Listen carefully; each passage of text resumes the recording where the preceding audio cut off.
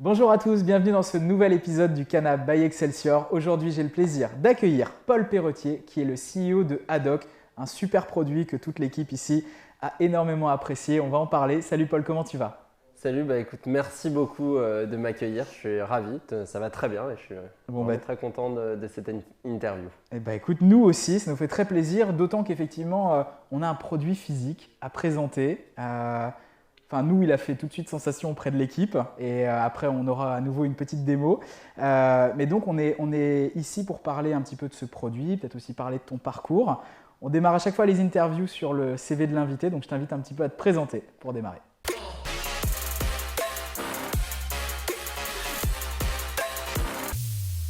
Ok, super, merci. Écoute, Paul, je suis CEO d'Haddock.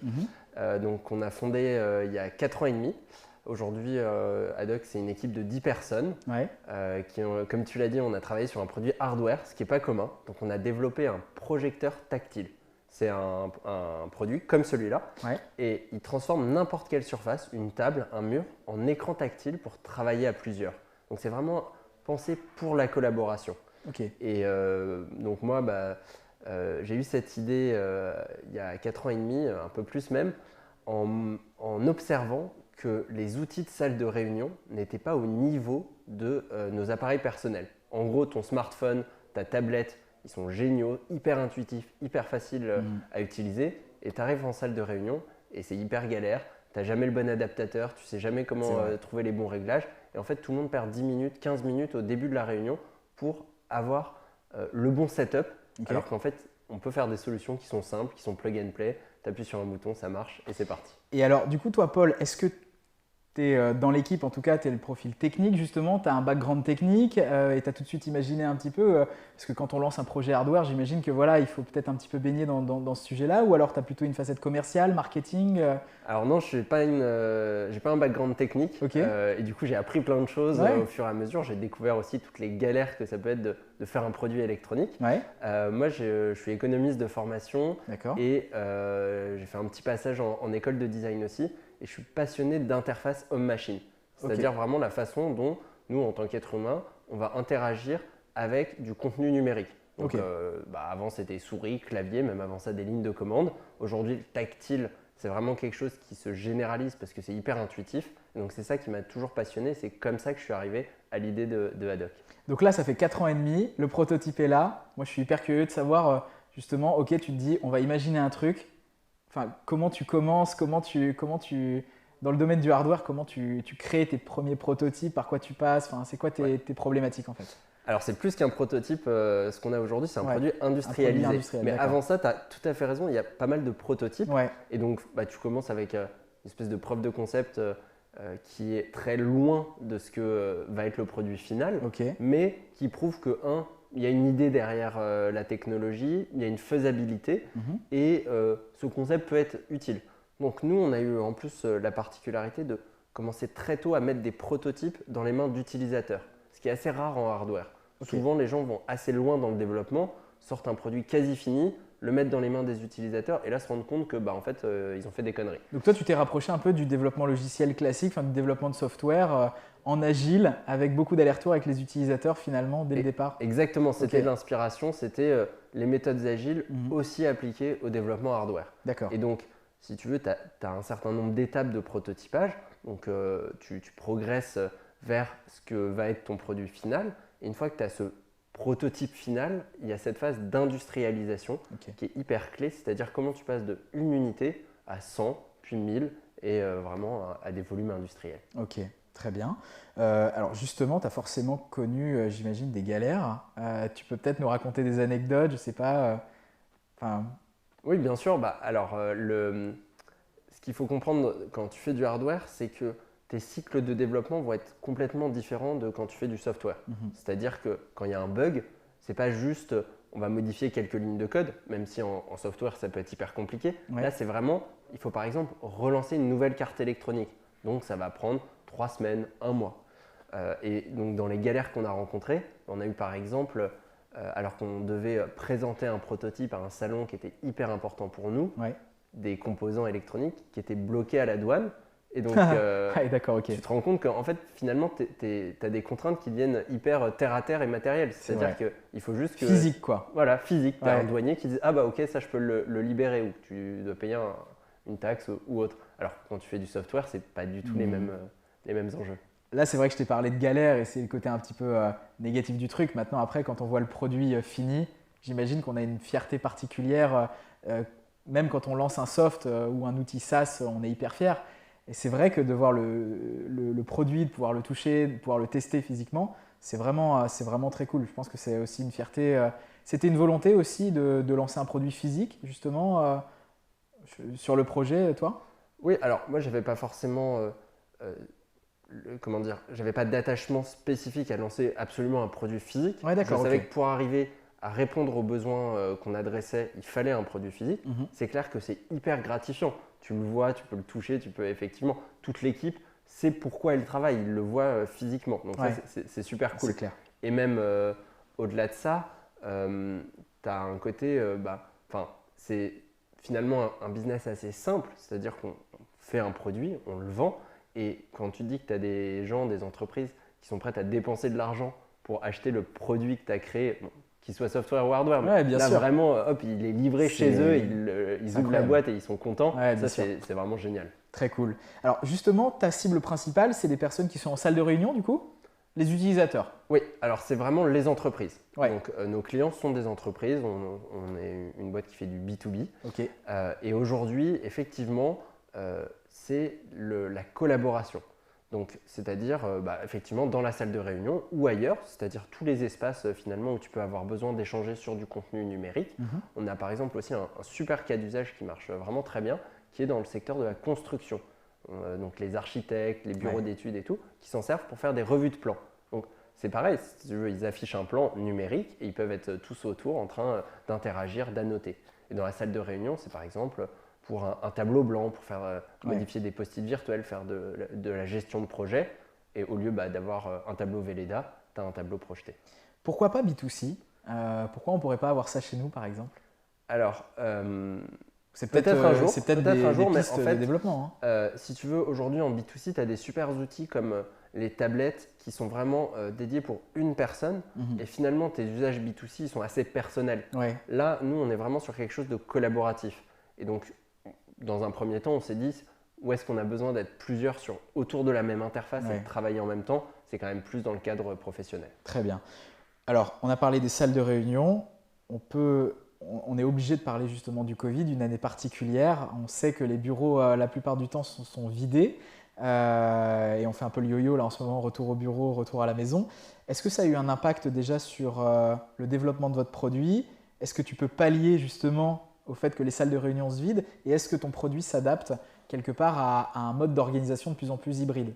Ouais, c'est une très bonne question. Effectivement, on s'est retrouvé au moment du premier confinement face à un dilemme de savoir est-ce que en fait, ça avait toujours du sens ce qu'on faisait? Est-ce que ça avait toujours du sens de vendre un équipement pour le bureau? Est-ce qu'on allait retourner un jour au bureau? Exactement. Est-ce qu'on allait se retrouver à nouveau tous dans une salle de réunion? Et donc, on s'est posé beaucoup la question. On a tout de suite consulté nos clients, nos utilisateurs avec des questionnaires, avec des appels. On a vraiment pris la température. Et on s'est rendu compte finalement que les gens ont toujours besoin de faire des réunions. On va vers un modèle de réunion hybride, c'est-à-dire avec une partie des collaborateurs au bureau et une partie à distance. Donc, il faut pouvoir mener ces réunions. Tu vois, on va être 3 au bureau, 2 à distance. Et donc, pour ça, il faut des outils numériques. Tu ne peux pas le faire sur un tableau Velleda, tu ne peux pas le faire avec un mur de post-it. Parce que les gens à distance, ils ne peuvent pas suivre. Tu ne vois pas assez bien, etc. C'est une galère. Donc, il y a les softs qui sont là pour ça. Tous les logiciels de collaboration à distance, ils ont explosé cette année. Mais il faut aussi équiper les bureaux, des bonnes interfaces. Et c'est là où, en fait, finalement, on s'est rendu compte qu'il y avait aussi une opportunité pour nous, qui était de dire, OK, on vous permet d'équiper vos bureaux avec des interfaces numériques et vous pouvez mener ces réunions hybrides, ce qu'on appelle.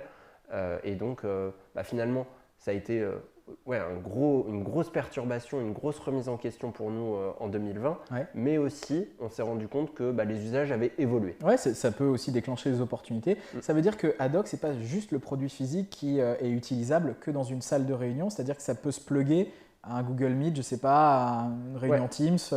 Exactement, en fait, tu peux utiliser tous tes logiciels professionnels.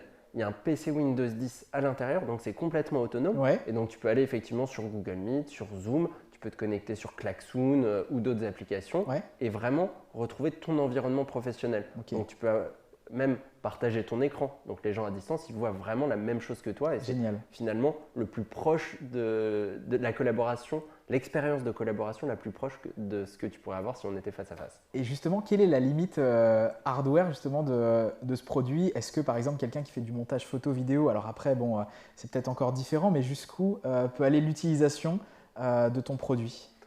Alors, technologiquement? Bien sûr, on a des clients qui l'utilisent pour des maquettes 3D. Donc tu vois, ils affichent le plan d'un bâtiment, ils vont aller naviguer dans la maquette 3D, faire des plans de coupe, etc. On peut faire donc vraiment des choses quand même assez poussées. C'est pas forcément fait pour aller jusqu'à l'édition des maquettes 3D ou du montage vidéo qui là demande énormément de ressources et qui finalement sont plutôt des choses qu'on fait généralement seul derrière son écran, si je puis dire. Donc si tu veux, c'est fait pour tous ces moments de collaboration où tu vas montrer un peu le résultat final, la noter, le discuter, mais pas forcément pour la création pure. Très bien.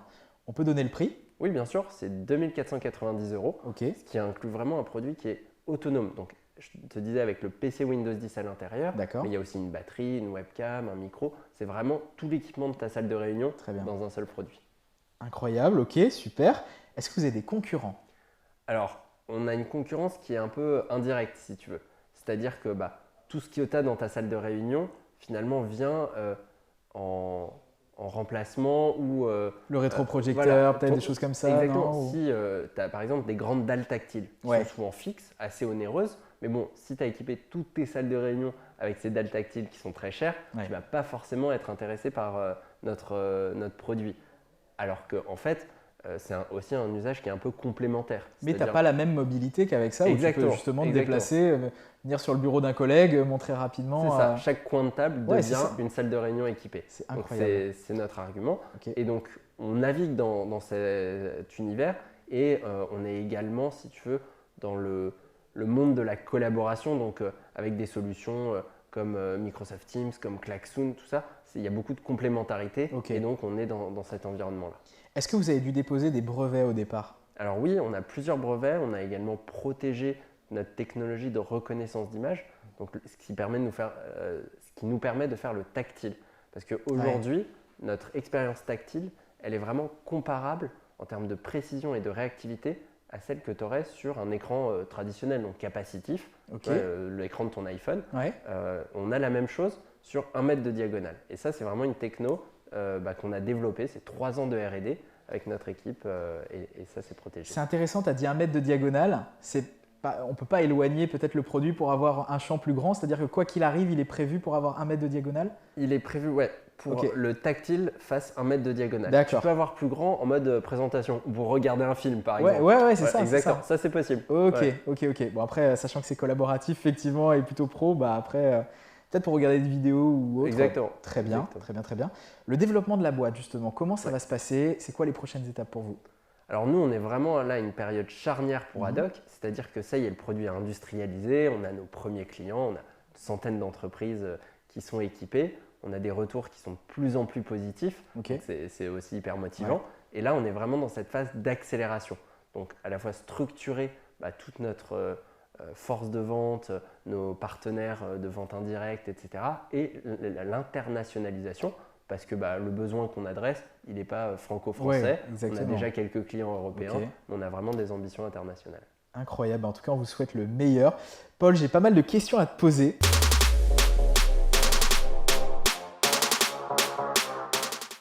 De quoi tu es le plus fier aujourd'hui? Franchement, je pense d'être arrivé en partant d'une idée à un produit physique, comme tu as dit, qui existe, qui est made in France. Ça, c'est vraiment un truc… on ne l'a pas mentionné, made in France. Est-ce que tu peux justement préciser le contour de ce made in France? Oui, Donc notre produit, il est fabriqué, pas juste assemblé, il est fabriqué. Il y a des parties cœur du produit comme la carte électronique qui sont faites en France. Tout ça est réalisé dans une usine qui appartient au groupe Toshiba qui est à Dieppe. Et on a une vraie proximité avec cette usine. Et ça, c'est quelque chose dont on est tous hyper fiers chez Adoc, parce qu'on est persuadé qu'il y a des super ressources industrielles en France et c'est aussi un peu la responsabilité des startups de faire ce choix fort de produire en France. Très cool, très cool, très cool. Tes rituels le matin quand tu arrives au boulot? Je commence par un café quand même. Ouais, faut se réveiller un peu. Exactement. Et nous, on a mis en place, notamment avec le premier confinement, un rituel qui est que tous les jours à 10h, toute l'équipe se parle. C'est-à-dire on a un call commun, donc avec ceux qui sont au bureau, ceux qui sont à distance, mais tout le monde se parle. Se parle de quoi? De un peu ces sujets du moment, ce qui marche bien, ce qui marche pas bien. C'est un daily meeting du coup? C'est un daily meeting, mais pas… comment dire, le but c'est que ça aille vite, mais que l'information circule. Parce que finalement, quand tu es à distance, on s'est rendu compte que entre l'équipe technique, tu perds vite le fil, quoi. Exactement, tu perds le fil et tu perds toutes les communications informelles. Donc on s'est dit, ok, tous les matins, on se parle tous, on se raconte un peu les sujets du moment et ça prend 25 minutes, hein, c'est rapide, mais en fait ça change tout. Très bien. Le truc le plus con que tu aies entendu dans ton métier? J'ai eu beaucoup de questions un peu farfelues, mais surtout on a beaucoup de gens qui nous disent « Ah ça je connais, je l'ai déjà vu parce qu'ils ont vu par exemple une vidéo où ils ont vu Minority Report. » Ouais, d'accord, ok. Et donc ils ont regardé un film, ils se sont dit ça existe. Exactement. Alors c'est pas méchant, mais c'est vrai que de temps en temps il faut leur dire non en fait dans le film c'était des effets spéciaux et là c'est un vrai produit réel. Bien sûr. Est-ce que tu as des regrets? Non, on a fait plein d'erreurs, on a eu plein de difficultés, de galères comme tu disais, mais franchement pas de regrets. Est-ce que la tech te fait peur? Oui. Oui. À quel niveau? Je pense pas la tech en général, mais certains usages. Et je pense que, on le voit en ce moment, il y a plein de questions sur les réseaux sociaux, mais pas que. C'est en fait, je pense, un vrai sujet qui est l'économie de l'attention. Donc toutes ces plateformes qui se battent en fait pour ton temps de cerveau disponible, c'est un vrai sujet. Ok, très bien, très bien, très bien. Et ton plat préféré? Mon plat préféré, je pense le risotto. Le risotto, tu le fais toi-même? Bien sûr. Ça marche, Paul. Le mot de la fin?